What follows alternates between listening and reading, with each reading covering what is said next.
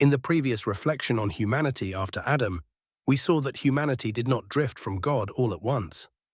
The separation happened slowly, shaping two very different spiritual paths that would eventually explain why the world reached the point of the flood.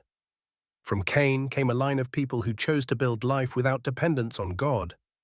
They focused on human strength, achievement, culture, and progress.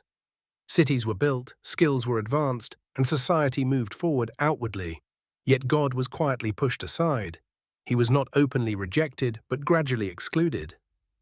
Life became centered on desire, pleasure, and self-expression. This way of living formed what Scripture later identifies as the daughters of men, a description not merely of lineage, but of a mindset rooted in independence from God. From Seth came another line, people who continued to seek the Lord and order their lives according to His will. They called upon the name of the Lord and maintained a relationship with Him. Because of this living connection, they were known as the sons of God.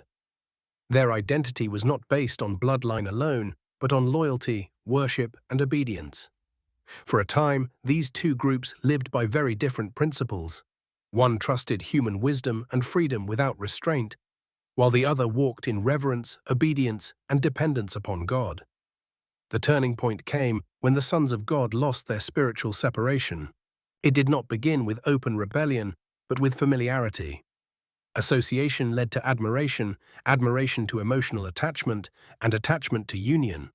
The daughters of men appeared attractive, confident, and free, and the sons of God slowly allowed feeling to guide their choices instead of faith. They stopped asking what pleased God and began choosing what pleased themselves. Marriages were formed without regard for spiritual unity, and the values of the world they were meant to influence became the values they embraced. Companionship shapes character. Faith weakens when it is not guarded and strengthened intentionally. Friendships, relationships, entertainment, and ambitions all influence spiritual direction. God does not call His people to isolation, but He does call them to discernment. Influence only works when conviction remains stronger than attraction. The fall of the sons of God teaches that loving God in name is not enough if obedience is neglected. Faith must guide choices, especially in relationships. When companionship replaces conviction, spiritual identity is lost.